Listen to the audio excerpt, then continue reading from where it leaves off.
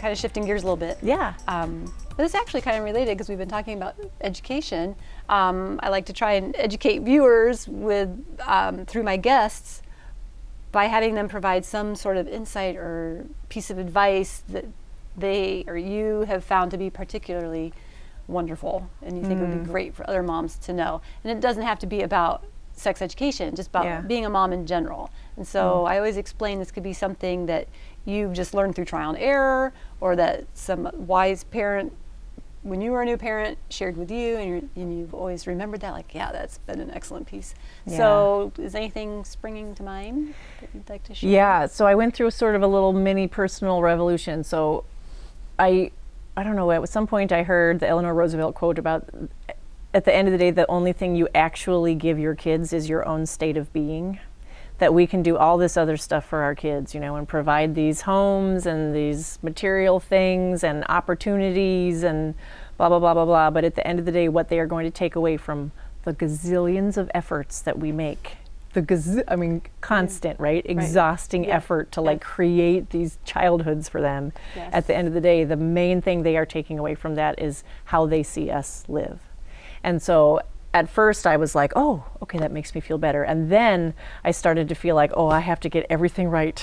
Like, if my kids are watching me that closely, I have to do such a good job at all things. And then that got me into a sort of maniacal state of trying to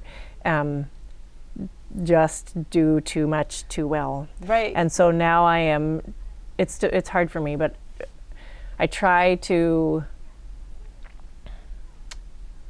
like, as something as simple as let things be messy, like be fallible, like make mistakes, make big mistakes and let them know all about it.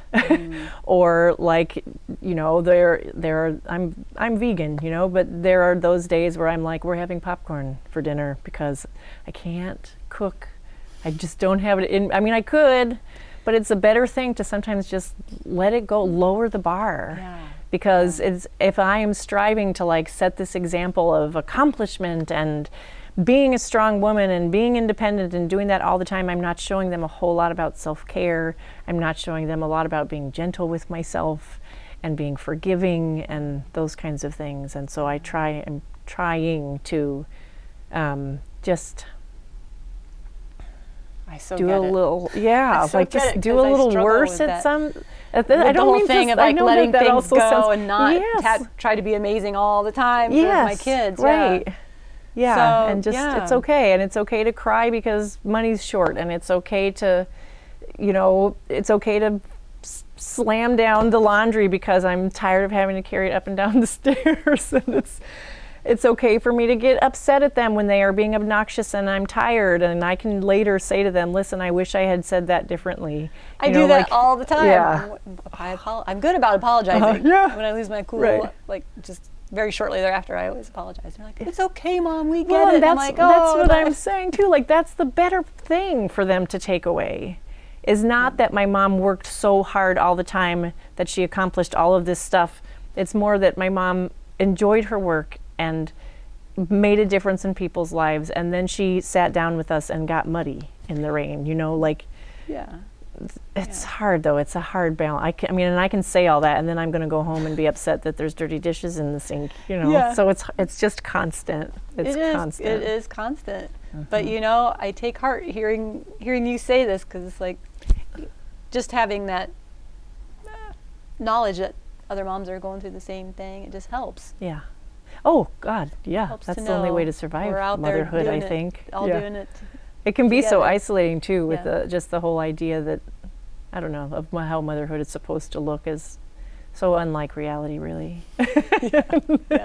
We all think we're getting it wrong, but actually we're all exactly like each other. No, but you know what I mean. We're all in a similar sort of mess. But and love your babies your own way. I got a lot of.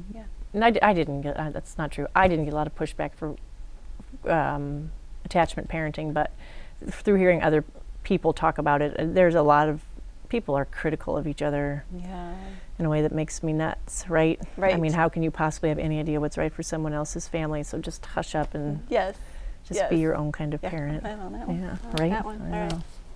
Well, I think maybe with that, Yeah. we'll wrap it up. And I so Okay. appreciate you Sure. Yeah. being here today. Well, and thanks for asking. yeah, this has been great. Good.